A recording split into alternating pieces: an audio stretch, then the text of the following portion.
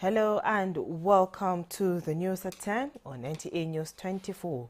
My name is Frama Panyu. We are live in Abuja. We begin with the headlines. 100 trailers of rice, 50 trailers of maize, 30 trailers of sorghum and 20 trailers of millet. And that's in the process of delivery. Half of it has already been delivered.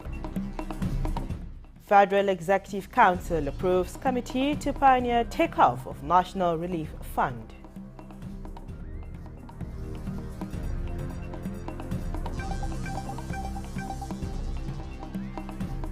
The United States commits to $320 million mortgage financing in Nigeria.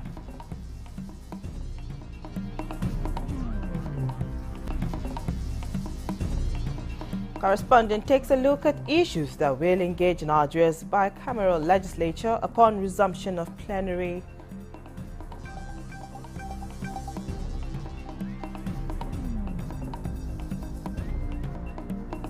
An organization of African First Ladies for Development advocates universal school meals coverage.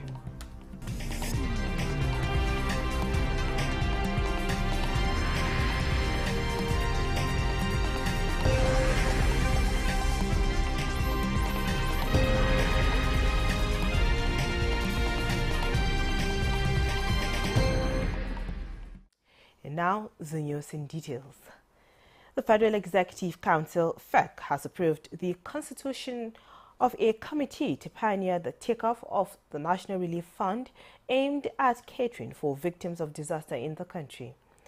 This came as one of the decisions taken at the Council's meeting this Monday. State House correspondent Musbah Wahab has the report.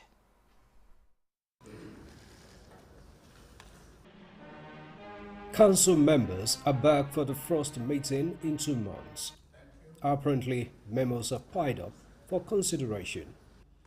And armed with first-hand information from his sympathy visit to Maiduguri, President Bola Tinubu was poised for immediate action as the Council deliberated on the causes of the Maiduguri flood disaster vis-à-vis the response efforts of the government ministries and agencies. Gentlemen of the press. At the briefing anchored by the Minister of Information and National Orientation, Mohammed Idris, the Minister of Agriculture and Food Security reported on the effort through his ministry, including the release of grains from the National Reserve. After Mr. President's visit, he also approved the immediate release from the National Strategic Reserve of 100 trailers of rice, 50 trailers of maize, 30 trailers of sorghum and 20 trailers of millet.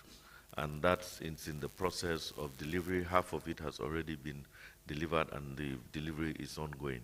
Learning from the experience of the past, the Council was to prepare for the future as it approved the constitution of a committee for the National Disaster Relief Fund announced by the President in Maiduguri, while a technical committee has also been set up for the reassessment of integrity of dams in the country. To look into not only the Alao Dam, but other dams in the country, to reassess them and come up with recommendations that will solve the challenge of flooding and also putting into use the available dams we have. Ministry of Works got approvals for various roads construction and rehabilitation projects across the country, including Section 2 of the Sokoto-Badagry Superhighway and a section of the Abuja-Kaduna Road. And that is 82 kilometers by 2. And it's to be done with asphalt that they have been working with. And the third section is Buat, which is just 17 kilometers to be done on concrete. And so today, FEC approved that of Julobeja because the other two were not before FEC. And so for a total contract sum of 740 billion. Similarly, the FCT administration secured Council's approvals to improve infrastructures across its satellite towns, which include roads construction in Kwali, Gwagwalada and Buari area councils. It has been Mr. President's renewable agenda that we should also take development to the satellite towns. As I speak to you today, I know before December, we'll be able to commission not less than 75 kilometers of roads. But Mr. President had also said we must continue to give hope and give infrastructure to satellite towns. Finance Minister also briefed on the objectives of the Executive Economic Stabilization Bill to be sent to the National Assembly. It contains, for example, items that change the Foreign Exchange Act, give greater liquidity, and encourage the use of electronic rather than cash means, for example. And of course, giving the central bank even greater ability to bring in and attract funds such as the money from the international money transfer organizations. Therein is also a proposal to amend the Companies Income Tax Act to allow Nigerians with the skills and relevant relationships to provide services to foreign companies while they live in Nigeria. From the State House, Musbah and Wahab, Nta News. Meanwhile, Ministry of Information and National Orientation is set to begin a nationwide program to revitalize the core national values of the country that are currently facing decadence. This follows approvals just granted to the ministry by the Federal Executive Council. Minister of Information and National Orientation Mohammed Idris, who announced the approvals after the meeting of the council, says it will enable the ministry and its agencies to begin measures to strengthen the core national values across the primary and secondary schools, institution of the National Value Charter, as well as the standardization of the national symbols. The National Citizens Values Brigade will be established, not just in primary schools, secondary schools, across this country. Now, this will also help to create the ambassadors of Nigerian values that this country seeks to have. Again, there was an approval of the inclusion of the National Values Charter and the national symbols to be made mandatory, not just in our curriculum, in the teaching of civic education, but also among appointees of government. For example, at every retreat, at the inception of every administration, members, for example, of the Federal Executive Council will have some form of workshop or training on what our national values are, so that this can be further be inculcated. And not only that, also the standardization of our national symbols. The national flag, the national anthem, the Naira notes, the Constitution, and all those things that make what we call our national symbols. We must standardize them. Council has approved that the National Orientation Agency will take charge of that. The way we see our flags being hosted in some indiscriminate manner will be standardized. Nigeria's participation at the 79th session of the ongoing United Nations General Assembly recorded success with the support of the United States Chamber of Commerce, with a commitment of about $320 million. Vice President Kashim Shettima reaffirmed Tinubu administration's commitment towards mortgage refinancing and women empowerment at a meeting with other members of Nigeria's delegation to strategize on Nigeria's engagement in New York. State House correspondent Abdurrahman Jibrila reports.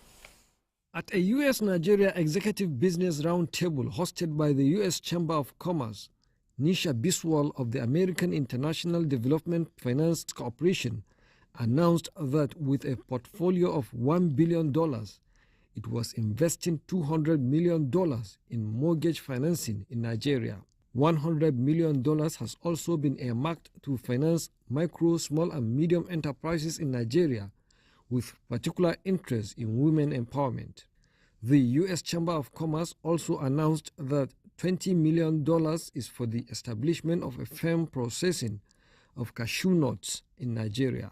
Vice President Kashim Shettima restated commitment to investor-friendly policies urging investors to give Nigeria the benefit of doubt. Nigeria's Minister of Foreign Affairs led other members to brief the Vice President on the activities and itinerary lined up in New York. Apart from President Tinubu's national statement, Vice President Kashim Shettima is also expected to meet with the Secretary General of the United Nations, heads of states, the African, Caribbean, and Pacific states, the President of the World Trade Organization, Director General of the International Atomic Agency, and multinational companies.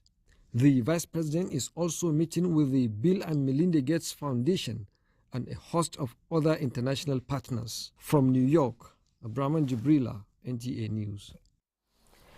And Minister of Defense Mohammed Abubakar Badaru has reaffirmed Nigeria's commitment to supporting the United Nations effort in maintaining global peace and security.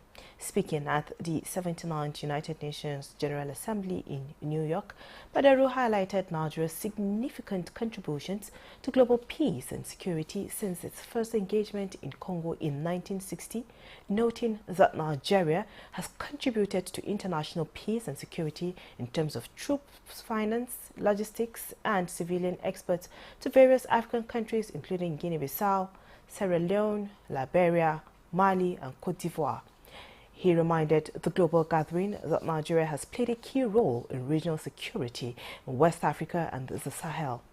The minister urged the United Nations Security Council to give just representation to Africa on a permanent basis at the UN Security Council, emphasizing its importance in deepening peace and building trust.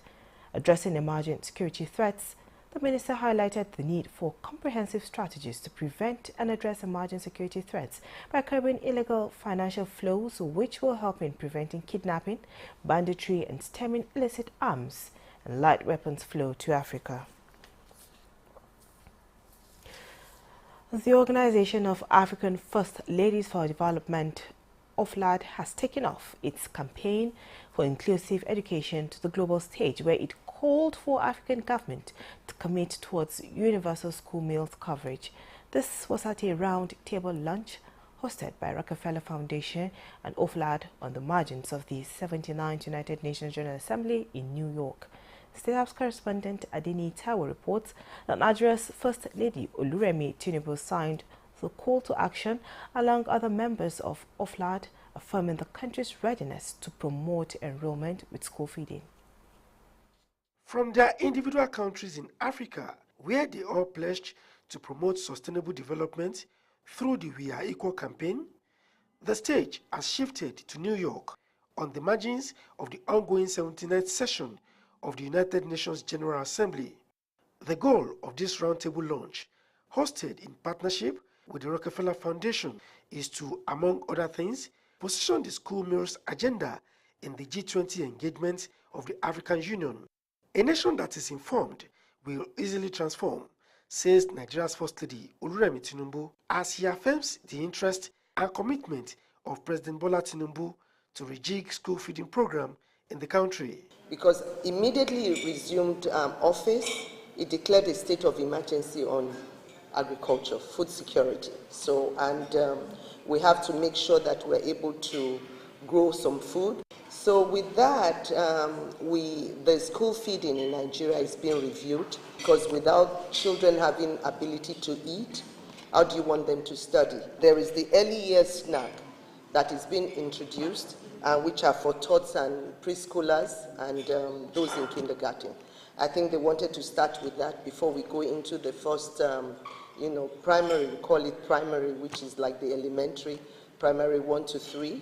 And they'll start with that. But, the population is not something we can say we have to embrace immediately.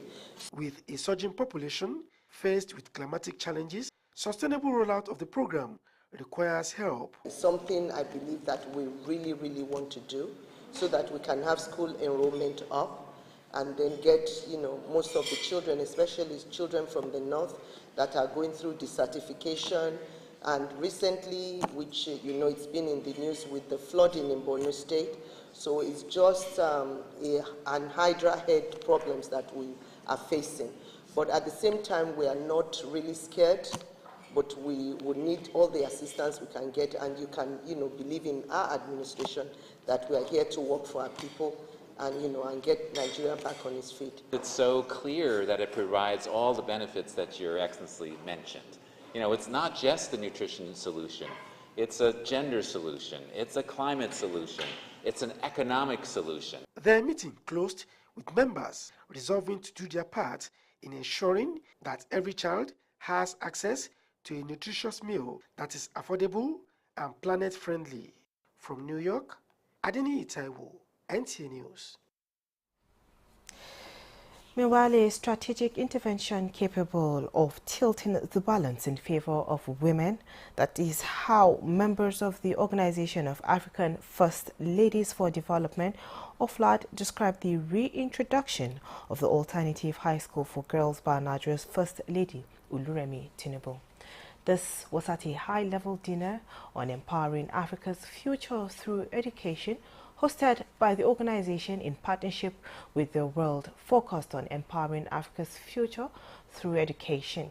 This high-level dinner, hosted by OFLAD in partnership with the organization led by former First Lady of United Kingdom, Sarah Brown, cannot but take cognizance of the interventions by Nigeria's First Lady in education and childbirth registration.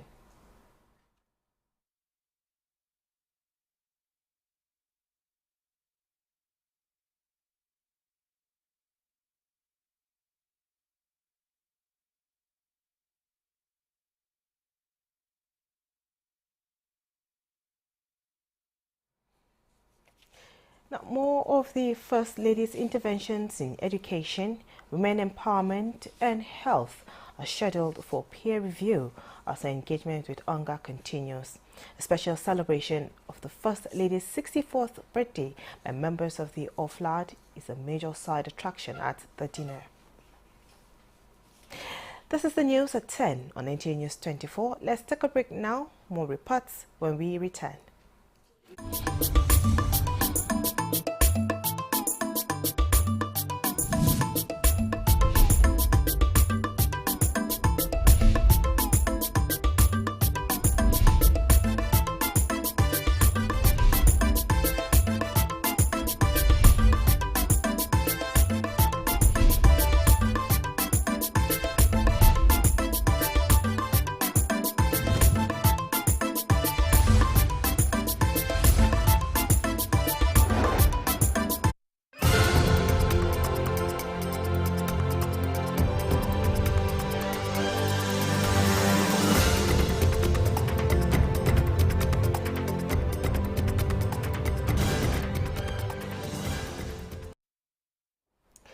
Welcome back.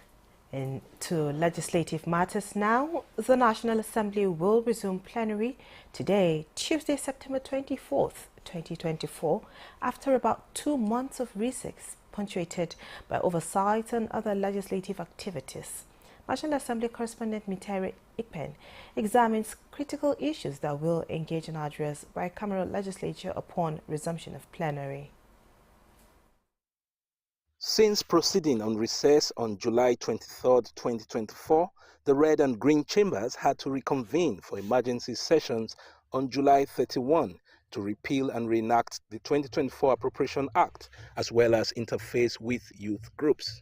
This year's 8-week legislative recess provided opportunity for federal lawmakers to engage their constituents and embark on oversight visits to ministries, departments, and agencies of government. The issue of recess is not for the parliament to go and rest, but it's for them to even work more by engaging people, by seeing by ourselves what the agencies, ministry, and department are doing. Flood devastation also compelled a delegation of lawmakers to visit Maiduguri to empathize with affected Nigerians. As they resume, the lawmakers will anticipate the 2025 appropriation bill from the executive in order to have sufficient time to scrutinize the expected money bill. We are ready to begin the processing of the 2025 appropriation bill because we know that by tradition the budget will probably be presented in the month of October or thereabout. House spokesman Akin Rotimi listed other legislative priorities to include an executive bill on whistleblower protection, as well as bills to amend the Electoral Act, review the Constitution, and promote local government reforms. Motions aimed at enhancing national security, effective monitoring of zonal intervention projects, and addressing climate change are also expected from both chambers as lawmakers work to build on the legislative performance of the 10th National Assembly. Mitaire Ikben, Nta News. And now the House of Representatives Committee on University Education has ended 2024 budget statutory oversight across the 6 geopolitical zones with a resolve to come up with modalities that will address anomalies identified in budget performance in the interest of the system.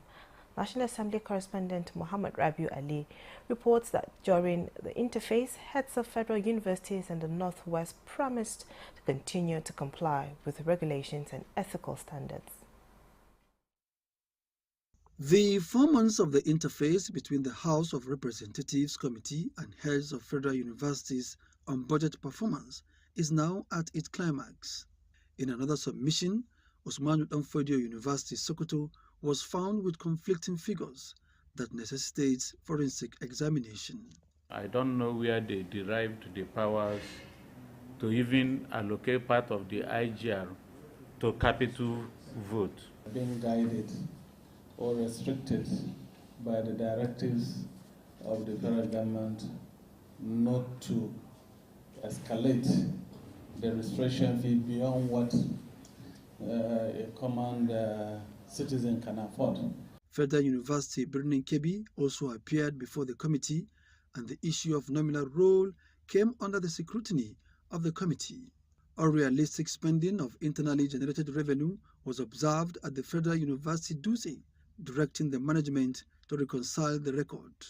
The IGR expenditure higher in the 2022 budget implementation report of 21st October 2022 is more than what you presented during the performance review. Only the National Assembly has power of appropriation. Your council, all that your council does is after the appropriation, they can now go and award contracts. There has never been a time when this explicit reading of the part of the Constitution and the implications are actually read to us. Other federal universities visited by the committee were that of Geshua, Barbara, and Azeri. Some of the infractions, honestly, we will surely look at them for record purposes. The committee is expected to visit 2 universities in the Northeast before laying its report on the floor of the House. Muhammad Rabiu Ali, Nta News. 6 suspects are in the custody of the police for allegedly being in possession of firearms of different make, a number of beavers machines and voter cards during the just concluded Edo governorship election. The Deputy Inspector General of Police in charge of the exercise, Frank Mba, disclosed this during his post-election briefing in Benin City. Goodluck Enaini has details. DIG Frank Mba said the suspects were arrested in various locations across the state and are currently undergoing police interrogation. We have a total of 6 arrests. That's a summary. We expect this number to shoot up in the course of investigations because we expect that there will be accomplices. There will be people who aided, who abetted, who procured, who facilitated, who sponsored these suspects who were arrested. The DIG says throughout the exercise, the police and other security agencies recorded no loss of life, assault, or molestation of INEC staff. He also spoke on the post activities of the police in the state, including confidence-building patrols to protect government facilities and ensure public safety. We are commencing massive patrols of the state. We are putting in place a strategy that will give rise to high visibility policing. He appreciates the people of the state for their conduct before, during, and after the exercise, urging them to be law-abiding citizens. In Benin, Goodluck Inaini, Nta News. The Inter-Party Advisory Council, IPAC, has congratulated the All Progressive Congress candidate, Senator Monday Okpebholo, on his victory in the 21st September 2024 Edo State governorship election. The Council's National Publicity Secretary, Chinyere Kalu, in a statement issued in Abuja, said it is another victory for democracy and the good people of Edo State have spoken with their votes and expressed their confidence in the APC candidate, Senator Monday Okpebholo, and that it is a clarion call to serve. IPAC urged him to be magnanimous in victory, reach out to other contestants, and run an inclusive government that will transform the state and improve the people's well-being. Council also enjoined all aggrieved political parties and their candidates to explore their fundamental rights of using appropriate redress mechanisms, even though it witnessed a peaceful election. The national leadership of the People's Democratic Party, PDP, has expressed its reservations over the outcome of the September 21, 2024 governorship election in Edo State, which declared the candidate of the All Progressive Congress winner. Acting National Chairman of the party, Umar Damagum, in a press briefing in Abuja, speaks on the final result of the election declared by INEC. Timothy Yusuf reports. Results obtained from the polling unit show our candidate, Dr. Aswe Egodali, clearly won the election. Acting National Chairman of the PDP, Umar Damagum, emphasized that after the party's review of the last Saturday's governorship poll in Edo State, it concluded that the exercise did not reflect the expressed will and aspiration of the people. We put to test once again the level of preparedness of the judiciary to do justice where it is required. So we cannot overrule a situation whereby justice will be dispelled. The PDP therefore demands INEC within the time stipulated by the 2022 Electoral Act to review the election and announce results only as obtained from the genuine votes cast at the polling units. The party further advised the people of Edo State to remain resolute as it takes firm steps to retrieve the mandate within the framework of the law. Timothy Yusuf, Nta News. And this is still the news at 10 on Nta News 24. Let's take another break now. Please stay tuned. You know the geography of Nigeria, but we're not a nation. A nation is a group of people with a shared vision. In many states of the Federation, with a few exceptions, we have only 2 tiers of government. The local government is completely gone. Insightful, thought-provoking, and engaging. Those countries that we go to buy refined petroleum products, or technically what we call distillates, are we saying their economic and political leaders are fools? What you see that is happening in the urban area is not happening in the rural area. There's no balance, there's no holistic or concerted approach to development. Every development is local. Every underdevelopment is also local. I think what we need is to promote national development. Good Morning Nigeria, the Nigerian Television Authority's flagship program, brings you all you need to know on current national issues that affect you. With expert analysis from professionals from all fields of endeavor, Good Morning Nigeria is your daily tonic of accurate, fact-based and intellectual discussions on issues that matter to you. Airing every weekday live between 7 a.m. and 9 a.m. on the network service of the NTA. Repeat broadcasts at 5 p.m. daily on Nta News24. Don't be left out. You can join us by tuning in to Nta News24.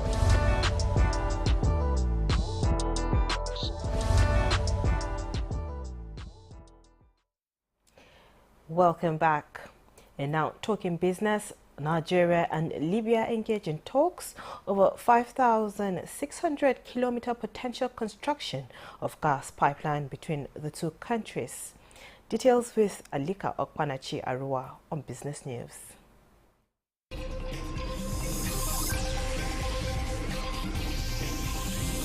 Nigerian government has commenced discussion with the North African country, Libya, for a gas pipeline construction project between both countries. The Minister of Petroleum, Gas, Ikperikpe, Ekpu, dropped these hints while meeting with Libya's Minister of Oil, Dr. Khalifa Abdul-Sadiq, on the sidelines of the Gastech Exhibition and Conference 2024 ongoing in Houston, USA. ECHO said the potential gas pipeline will begin from Nigeria to Libya. This strategic meeting, he maintained, aims to strengthen energy cooperation between the two nations. Meanwhile, the Nigeria Customs Service, NCS, has expressed its willingness to partner with the Small and Medium Enterprises Development Agency of Nigeria, SMEDAN, to boost trade, encourage local production, and ease cross-border trade. The Controller General of Customs, Adewale Adeniyi, made this known when he received the Director General and Chief Executive Officer of SMEDAN, Charles Odi, and his team at the NCS headquarters in Abuja. The CGC stated that a dedicated SMEDAN team will be established at the NCS office to provide specialized assistance and facilitate seamless process for small and medium-sized businesses engaged in cross-border trade. Now let's take a look at Monday tradings on the floor of the exchange.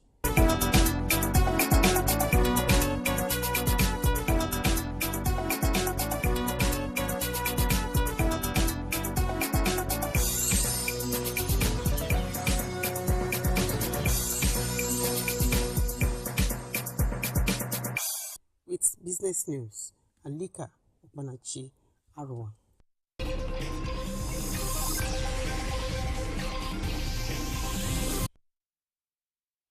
Away from business news now, over 4.4 billion naira has so far been credited to the flood relief dedicated account to the Borno state government out of the over 13 billion pledges made Governor Babagana Umar Zulum. He disclosed this while inaugurating a 35-member state flood relief disbursement committee at the government house in Maiduguri. Mohammed Goni reports. The 35-member flood relief disbursement committee has representatives drawn from the security operatives that include the EFCC, ICPC, civil society organizations, UN agencies, development and humanitarian partners, as well as journalists, among others, as part of efforts to ensure transparency and accountability. The state government has established a dedicated account aimed at supporting the ongoing efforts to alleviate the hardship being faced by those affected by Maiduguri flood disaster. Terms of reference of the flood relief disbursement committee include verification of all the beneficiaries submitted with a view to identifying the actual victims, judicious disbursement of funds to affected persons, and to advise government on the policy and practice regarding the disbursement, among others. The governor ordered that 100% of the donation be disbursed to the flood victims, adding that the state government will ensure rehabilitation of public facilities such as hospitals, roads, and bridges, while providing the needed financial support to those affected. To the members of this committee, I urge you to approach this task with diligence and integrity. We must be accountable for every resource entrusted to us. Transparency in our operations will be paramount. We must ensure that every naira allocated for relief is used effectively and reaches those who are suffering. The governor also directed that all allowances for the committee members should be paid by the Borno state government and not from the relief fund. Chairman of the committee, Bababakar Gujibau, appreciated the governor for finding them worthy of the assignment and assured the governor of their commitment to live up to expectations. The committee has 1 month to complete its assignment. In Maiduguri, Mohammed Goni, Nta News. And in a bid to mitigate perennial flooding, the federal government has commenced dredging work on the Ogun River along its course through Isheri in Ogun State and Ikorodu in Lagos State. Akim Jumo reports that the 10-kilometer downstream dredging project has been handed over to contractors. Flood had devastated the Isheri community in Ifo local government area of Ogun State, leading to the loss of innocent lives and destruction of property worth millions of naira, while also rendering many residents homeless. Residents blamed the cause of the flood to the overflow of the Ogun River as a result of the alleged release of excess water from the Oyo Dam in Ogun State. To mitigate the effect of the annual flooding, the federal government, through Ogun-Osun River Basin Development Authority, flagged off the dredging of the Ogun River from Abeokuta through Isheri in Ogun State to Ikorodu in Lagos. This contract represents a significant step forward in solving flooding challenges in this community. We are committed to safeguarding lives and properties. And this dredging project is just one example of the many interventions being implemented to protect our communities from flood. Residents of the flood-prone communities commended the federal government for the proactive measure, assuring that the project will bring succor to the people. Every year we are always witnessing floods. The federal government has listened to us, and they've invested so much funds to have this river dredged. The 10-kilometer project is expected to be delivered within the next 6 months. From Isheri in Ogun State, Akim Jimo, Nta News. Agricultural stakeholders are calling for a collective effort to promote mushroom cultivation due to its nutritional benefits, aligning with the government's focus on agriculture. This was the conclusion reached by mycologist at a meeting held at the Federal University Lokoja. Correspondent Solomon Ayedein reports. Mushrooms play a crucial role in both medicine and nutrition. With around 140,000 known species, they are categorized into edible and non-edible varieties. While non-edible mushrooms are used for medicinal purposes, edible ones offer significant nutritional benefits. It's a great substitute for meat. It's good in our diets, it gives flavor, so it's very beneficial. Experts emphasize that mushroom farming has the potential to enhance food security and create jobs due to its sustainability and economic benefits. It grows within a very short time, and you can grow it around the year. To be able to solve the problem of food scarcity in Nigeria, especially through cultivation of mushrooms, there is the need for collaborative efforts between the academia and the industry and the government. The mentality that it's only poor people that farm, I think the federal government should assist to erase this mentality. The Kogi State government has pledged to support mushroom production to improve livelihoods through sustainable farming practices. The state is set to give all necessary support to ensure that mushroom farming is brought in full scale in the state. Widespread adoption of mushroom cultivation could help address Nigeria's food security needs and improve public health, aligning with the government's economic growth agenda. In Lokoja, Solomon Ayedehi, NTA News. And from Lokoja, we head to Kwara State, where the government has distributed 70 trucks of fertilizers received from the federal government to farmers across the state. Aisha Abubakar Yahaya reports that the initiative is part of the government's effort at improving food security in the country. The fertilizers are the share of Kwara State from those distributed by the Central Bank of Nigeria through the Federal Ministry of Agriculture and Food Security across the country. This is in line with the renewed hope agenda of President Bola Ahmed Tinubu to boost agricultural production and ensure food security and sufficiency. The state took delivery of 70 trucks to claim 42,000 bags of fertilizers. The state government has mapped out strategies to ensure that the items get to the real farmers at the grassroots. Planning ahead, that's what the federal government is trying to do, to ensure we have food security in the nearest future. And to achieve that, we have to make sure we make use of what we have in terms of productivity and so on and so forth, to ensure we have more food on table for the entire country. It's not everybody that practices agriculture associates with association. AFAN, RIFAN, they are all benefiting, and more especially the private farmers in different communities. Directors of Personnel Management and Development Officers of all the 16 local government areas of the state received the fertilizers on behalf of their various local government areas for onward distribution to the local farmers. Knowing the importance of fertilizer in food production, we are very, very excited. And I know my people at home are very, very happy that this consignment is given to them because it has a great impact on the increase in food produce. Apart from this fertilizer distribution, there is another palliative that is coming up today, which is the rice palliative.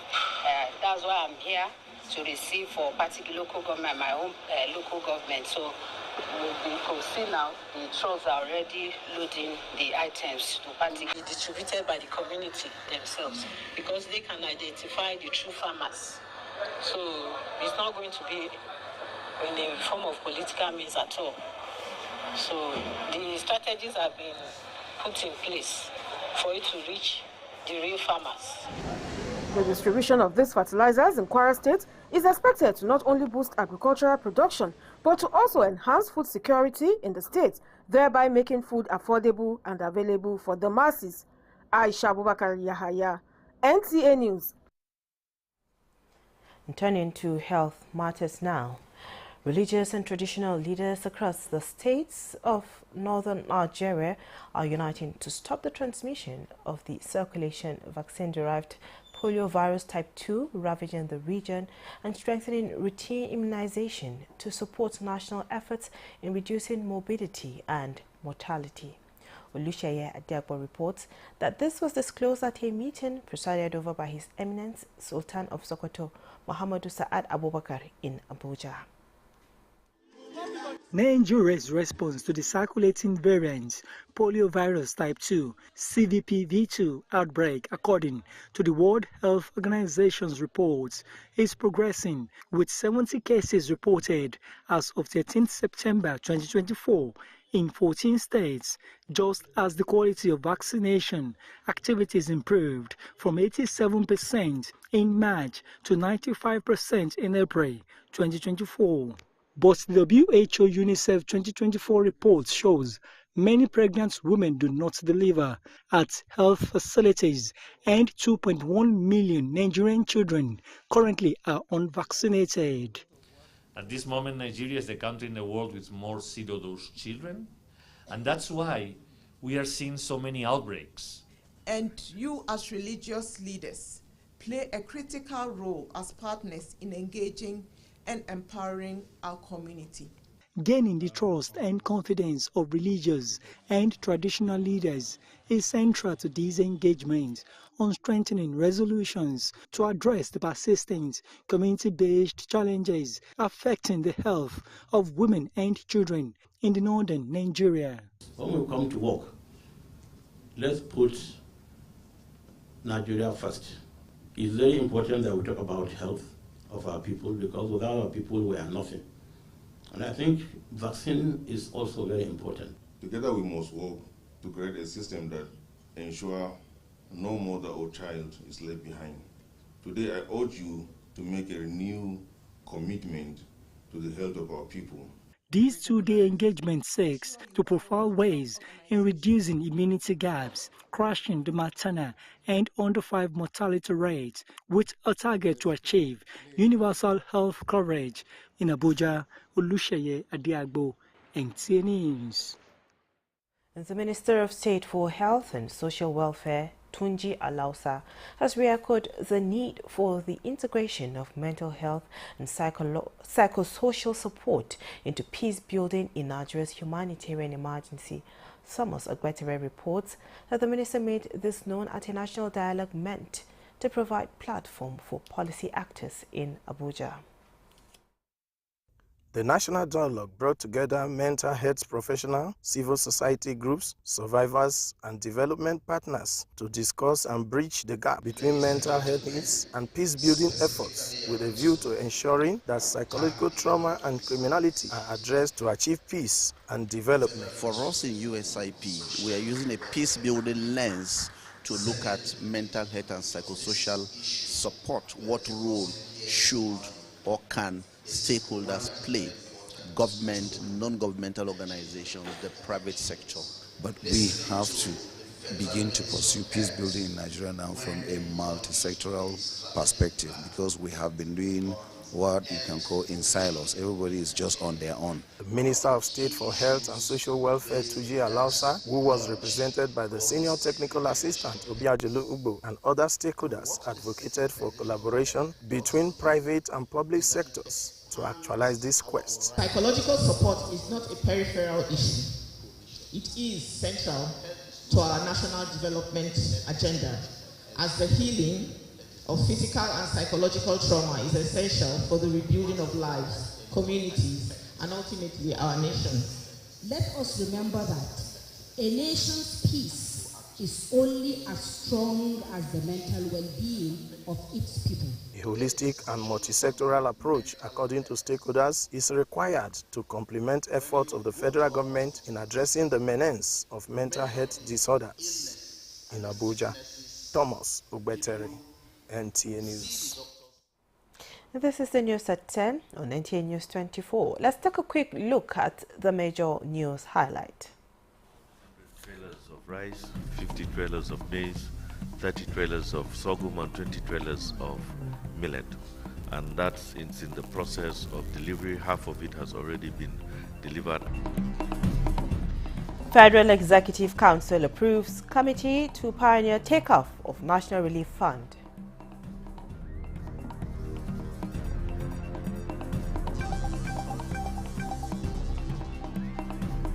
United States commits to $320 million mortgage financing in Nigeria.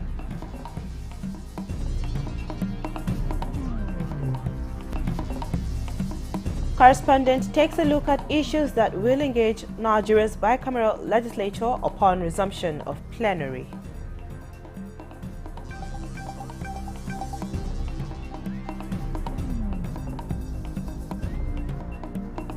An organization of African First Ladies for Development advocates universal school meals coverage.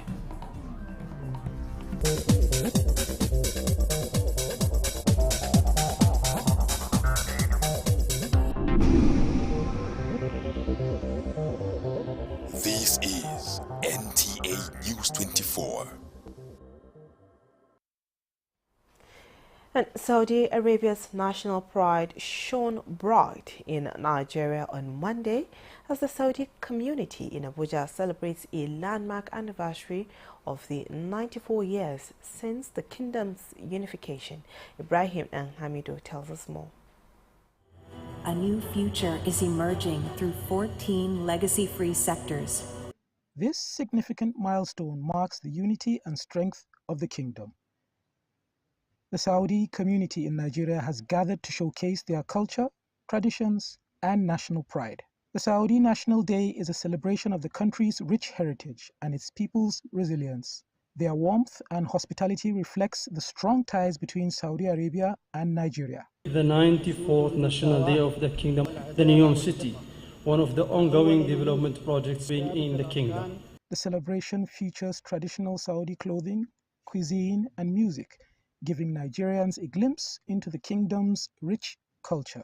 Representing Nigeria's Foreign Minister, Ambassador Ahmed Sule expressed heartfelt gratitude to the kingdom, applauding the robust bilateral ties between Nigeria and Saudi Arabia. Nigeria and Saudi Arabia maintain a very important and strategic relationship. Part of this is evident in the high-level visits to Saudi Arabia by the President Ahmed Bola Tinubu. He attended the Saudi Africa Summit, as well as the special Global World Trade Economic Forum in Riyadh, where issues of economic partnership were discussed. The celebration promotes unity and understanding between Saudis and Nigerians, fostering a lifelong connection. In Abuja, I am Ibrahim Nahamidu, NTA News. Let's join our foreign desk for details of the recent protest in Ghana.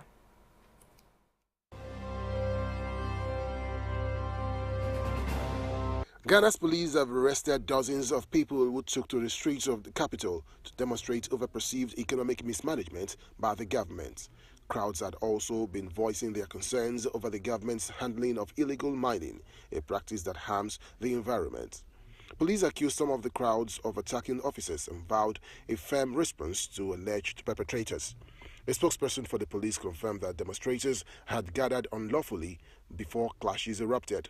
However, the group responsible for organizing the protest that was meant to last for 3 days, which is the Democracy Hub, accused police of staging an attack on peaceful protesters.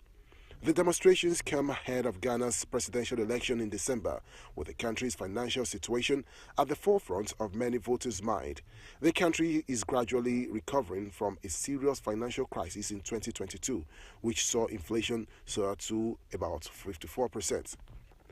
Now, elsewhere, at least 492 people, including 35 children, have been killed in a day of unrelenting Israeli attacks on Lebanon, leaving at least 1,645 wounded.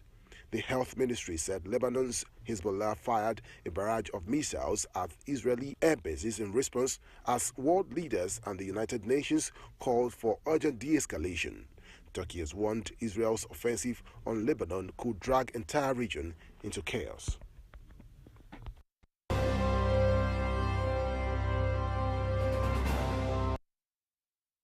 And now, sports. Super Eagles AFCON qualifier against Libya gets dates, and Nigeria wins to secure semi-final spots at 2025 ICC Under-19 Women's World Cup in Malaysia. Let's join our sports desk for details.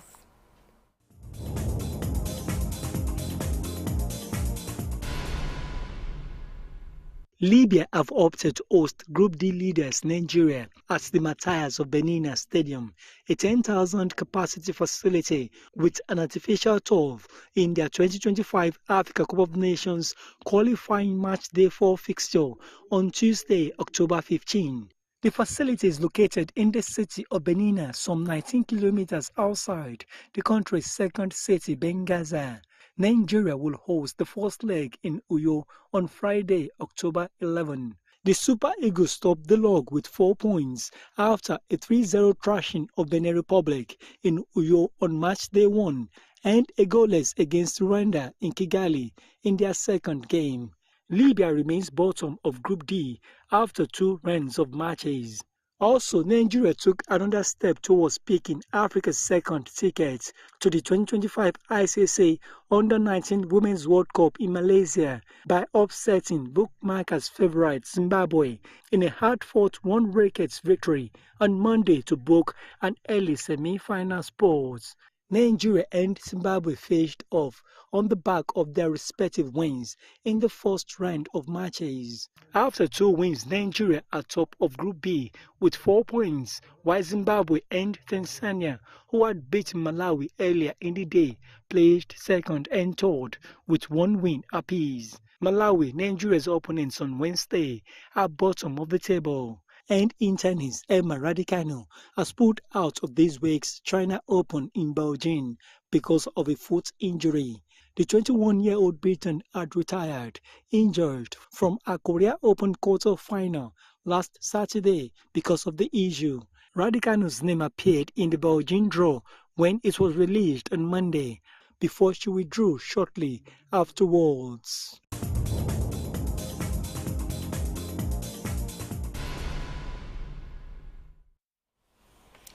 And sports update concludes the news at 10 on Nta News 24. Thanks for being a part of it. My name is Frama Pani.